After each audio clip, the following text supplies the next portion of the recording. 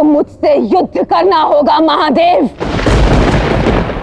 मैं महाकाली आपको द्वंद्व की चुनौती देती हूं। उठाइए वो त्रिशूल जिससे आपने मेरे पुत्र की हत्या की। आपके त्रिशूल के अपराध का दंड आज महाकाली की खटवान देगी।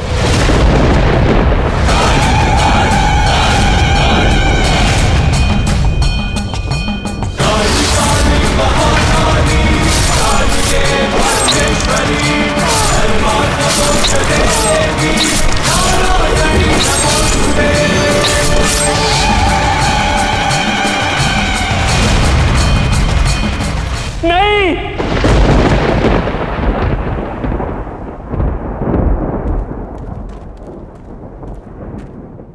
नहीं माता, ऐसा अनर्थ मत कीजिए। मैं आपके पुत्र के समान हूं, मेरी विनती मानिए।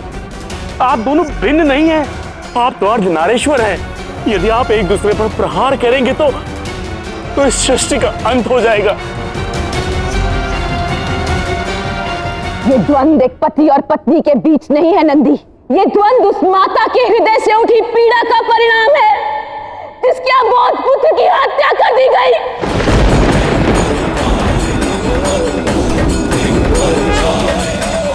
ये द्वंद्व उस अपराधी के विरुद्ध है जिसने मेरे पुत्र की हत्या की। आपने जिस योद्धा को जागृत किया, आज वो आपके समक्ष खड़ी है महादेव। उठाइए शस्त्र, कीजिए द्वंद्व।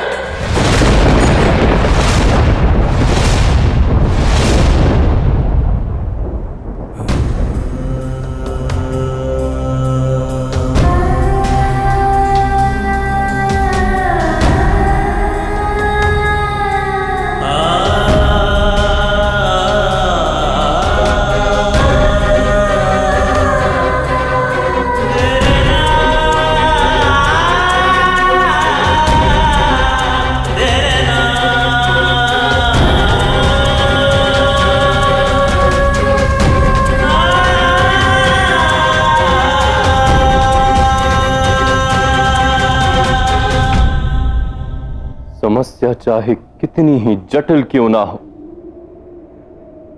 ये शिव अपनी ही शक्ति से युद्ध नहीं कर सकता पार्वती। परंतु मुझे तो अपनी शपथ पूर्ण करनी है महादेव। ये युद्ध आपका चयन नहीं, आपका परिणाम है। उठाइए शस्त्र, कीजिए द्वंद्व। शांत हो जाओ पार्वती।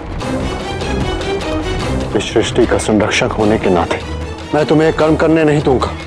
संरक्षक? सृष्टि का संरक्षक, ये नाम आपको शोभा नहीं देता नारायण। एक माता की सृष्टि उसकी संतान होती है और मेरी संतान की हत्या होते हुए देखते रहे आप। मानती हूं मेरा पुत्र रक्षण यज्ञ भंग हुआ, परंतु क्या मेरे भाई का अपनी बहन के लिए प्रेम भी भंग हो गया? मैं तुम्हारी पीड़ा समझ सकता हूं पार्वती, और तुम्हारा क्रोध भी, परंतु मेरा विश्वास करो पार्वती, हम सब ने भरसक प्रयास किया कि विनायक इस मोड़ तक ना पहुंचे। देव हैं आप, यदि चाहें तो हर प्रयास सफल हो सकता है आपका। यदि आप चाहते हैं कि मैं रुक जाऊं तो एक ही मार्ग है आपके पास। मेरे पुत्र को पुनः जीवित करके मुझे सौंप दीजिए।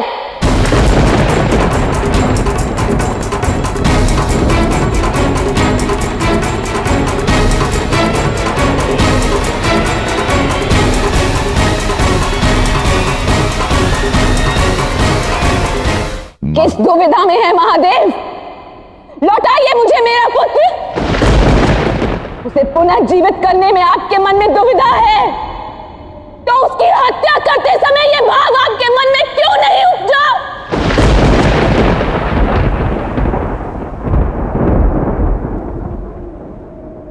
एक पिता की दुविधा मुझसे अधिक और कौन जान सकता है पार्वती, किंतु मैं सृष्टि के नियमों से बंधा विनायक के भस्मित शीश का पुनः आगमन असंभव। तो मेरी पीड़ा, मेरे कष्ट का पुनर्गमन क्यों होता है? स्मरण कीजिए, कहा था मैंने, यदि इस बार मेरी ममता पर प्रहार हुआ तो मैं किसी को क्षमा नहीं करूंगी। पहले मैंने कार्तिकेय को खोया, फिर अंधक को आपने हिरण्याक्ष को सौंप दिया। दोनों बार मैं चुप रही देव, परंतु स्मरण रखिएगा, यदि भविष्य में मेरी ममता पर घात हुआ तो ये माँ किसी को क्षमा नहीं करेगी।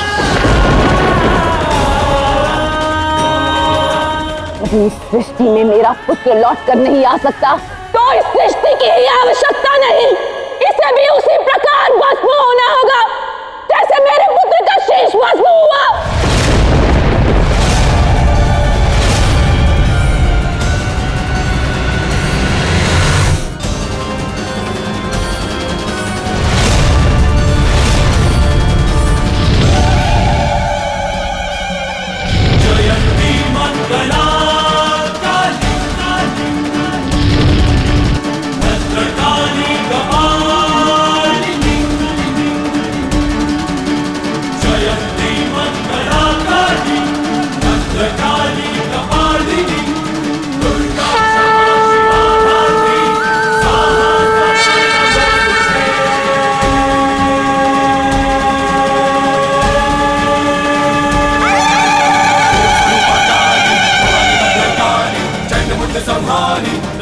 कुमारी महाशक्तिशाली देश मुक्त बलशाली अपरवाली कपाली महाकाली